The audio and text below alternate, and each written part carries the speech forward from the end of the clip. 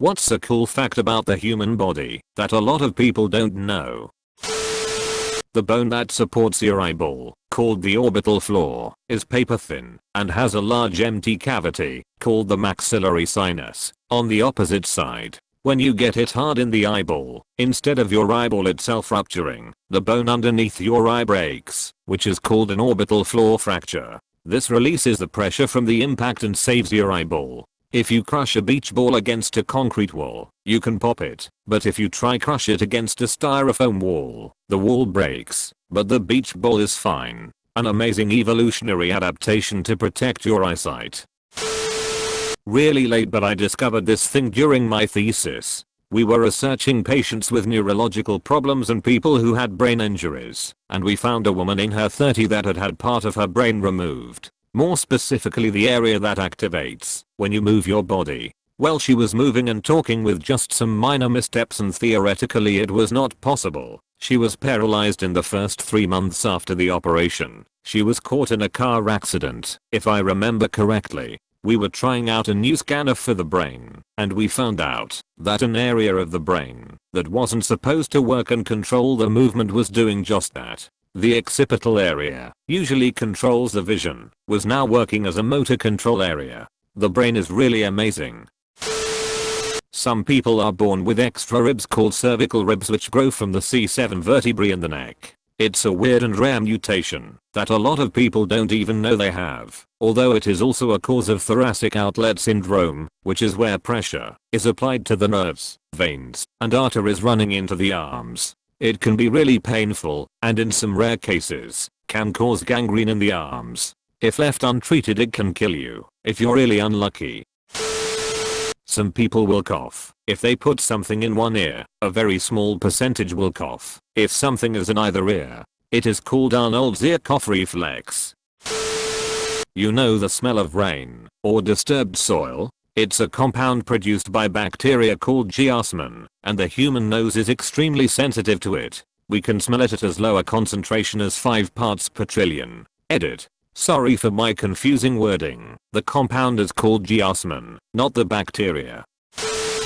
Your liver can regenerate, and much faster than you think. I had a quarter of my liver removed, and a month later it was back. A woman was found without a cerebellum, the part of the brain that controls motor abilities of the body. She is alive, and has no real side effects from this condition that we know of. Edit. Okay, to clarify, her cerebellum was not removed, nor did I do it. She was born without one, and the medical professionals, again, not me, found out after she complained about a headache, which led to an MRI. The dive reflex. When your face is submerged in chilled water and you hold your breath, it causes your heart rate to lower, and blood supply to be increased to vital organs such as the heart and brain. This is useful to help increase the amount of time you can hold your breath, but is also useful in helping to manage PSVT, paroxysmal supraventricular tachycardia, which is characterized by occasional bouts of high heart rate. There is a muscle called palmaris longus in the forearm missing in about 10% of the population. You can easy test if you have it by putting your pinky and thumb together while holding your palm facing up and flex the hand upwards. If one tendon is standing out more than the others, that's palmaris longus. There's a small fishing village / tribe in Asia where the fishermen have evolved to be able to hold their breath for around 10 minutes while hunting underwater. Archaeologist here. You can give birth after you've died. Occasionally we will come across a really confronting burial where the skeleton of an unborn child is halfway through its mother's pelvis. Generally what happens is the woman has died before giving birth, and after burial a buildup of gases from decomposition forces the baby out. We refer to this as coffin birth. You mostly breathe out of one nostril at a time, and the dominant nostril switches every hour or so. The optimal human circadian rhythm is actually closer to 25 hours than 24 in experiments depriving people of sunlight and other triggers that maintain your circadian rhythm. A small percentage of people are super sleepers and are fully recharged after 2 to 4 hours of sleep each night. Scientific name for your thumb is pallex and your big toe is hallux. Not just yours, everybody's. When we're in an unfamiliar environment we sleep with half our brain at a time, kinda like sharks, and that's why we wake up easier. The war that's constantly happening inside of you. Everyone knows about your immune system, but the sheer complexity of it is amazing. Like, your body has neutrophils, which are like the generic white blood cell that constantly goes around your blood vessels seeking out foreign objects. But did you know there are cells called macrophages which are like way better neutrophils in the fact that neutrophils mostly swallow bacteria to kill them. Macrophages do this to accept they can swallow close to 100. You have stuff like dendritic cells whose main goal is to be an early warning system. They swallow an invader, then carry a piece of it back to T cells to activate them. Once they're activated, T cells swarm that specific invader and kill anything that has that antigen. I didn't even aim close to all of the cells that are doing constant battle inside of you 24/7 365 days a year. Immune privilege. Your immune system doesn't know your eyes exist. Babies are born without kneecaps. They develop around 2 years edit. Apparently some peoples in Asia have a bunch of DNA from Denisovians, another hominid people coexisted and interbred with. Cutting the corpus callosum connects two brain hemispheres, can produce some freaky results, such as your hand doing S***T that your conscious mind is aware of, writing a sentence, or scratching an itch without knowing, for instance. Vitality. You'd be surprised how much blood you can lose and fully recover reasonably quickly. The human body contains enough fat to make 7 bars of soap.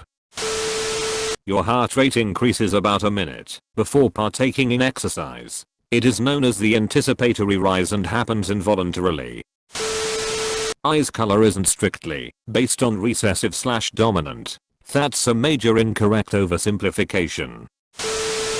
Most of our body never gets more than 20 years old. Our cells divide in a process called mitosis and then die. With the exception of your nervous system, the oldest organ in your body is the lungs. In terms of age of your cells, your skin never gets more than a few weeks old. Your mouth never gets more than a few days old. Essentially, the reason we age is not because the cells are old, but they lose their ability to perform functions as effectively as they go through the mostly genetically determined aging process. Your cells are only designed to divide a set number of times due to structures called telomeres. It's a little more complicated than this, but I'm not writing a textbook, nor am I qualified to do so.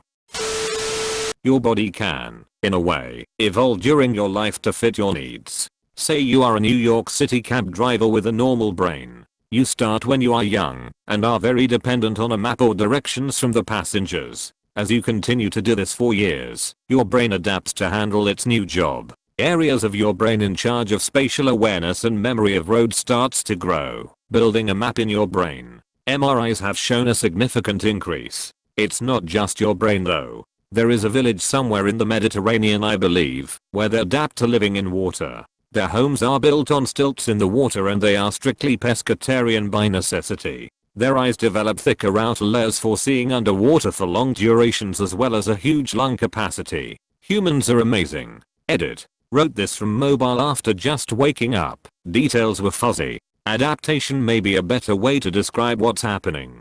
The tribes is Southeast Asia, not Mediterranean. The Maguire cab study showed the brain neuroplasticity. It is London cabbies, not New York. Thank you for those who helped fact check me down low. And yes, all nature is amazing, not just humans. When we get sunburn, that's not the heat of the sun that's hurting us most of the time, but it's little skin cells killing themselves to protect us from skin cancer. Not so cool, if I think about it. Some people, like me, sneeze whenever they think about sexual fantasies/acts.